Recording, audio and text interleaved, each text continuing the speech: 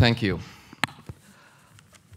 Dr. James Hansen is being honored today in part because he told Congress, "The global warming now is large enough that we can ascribe with a high degree of confidence a cause and effect relationship to the greenhouse effect." The courageous part isn't what he said, it's when he said it.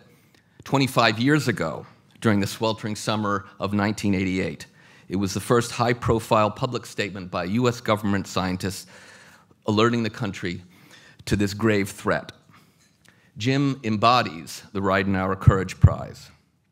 When he was still at NASA and their top climate scientist, he blew the whistle on government efforts to silence him and others on climate change. Jim is a modern-day Paul Revere. If Paul Revere's midnight ride had taken place in 1750, and the message was, the British are coming in 25 years.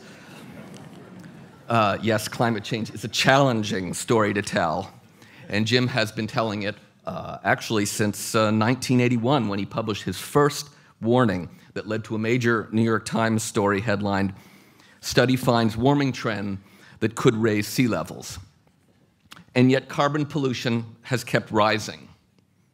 We live in a spineless world where being scientifically right for over 30 years gives you no more credit with the national media than being a professional disinformer funded by the fossil fuel industry.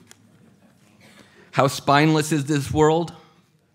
If a doctor used the best science to diagnose a smoker as having early-stage emphysema, and the doctor did not urge the patient to start quitting cigarettes, he'd be charged with malpractice.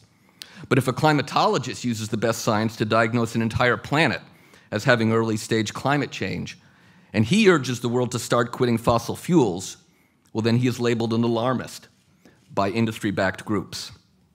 And the truth is, we should all be alarmed. This is the great moral crisis of our time. By destroying a livable climate, we are stealing the future from our children and grandchildren and countless future generations. To save this spineless world from itself, supplying the truth isn't enough. You need to supply the spine, too. You need to be courageous. And so Jim has been forced by the times and by his own moral convictions to become an activist. There is a saying that applies to Jim: one man with courage is a majority. How many scientists have spawned an entire movement? 5 years ago, Jim explained that if humanity wishes to preserve a planet similar to that on which civilization developed and to which life on Earth is adopted, we need to return carbon dioxide levels back to 350 parts per million. That led Bill McKibben to found the group 350.org. Then Jim said, burning the tar sands, the Canadian tar sands, would be, quote, game over for the climate. And that led to the fight against the Keystone XL pipeline and the biggest protests and civil disobedience the climate movement has ever seen. And because Jim has the courage of his convictions, he has had the courage to be convicted himself. He's been arrested 5 times during peaceful protests. 50 years ago this month, another great moral crusader was arrested for protesting. And he wrote a letter from his jail cell in Birmingham explaining why.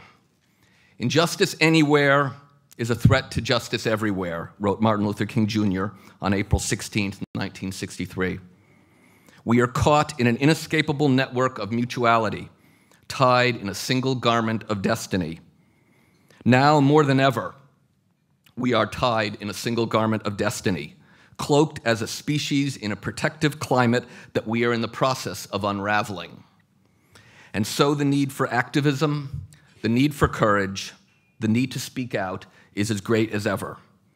As King put it, we will have to repent in this generation, not merely for the vitriolic words and actions of the bad people, but for the appalling silence of the good people.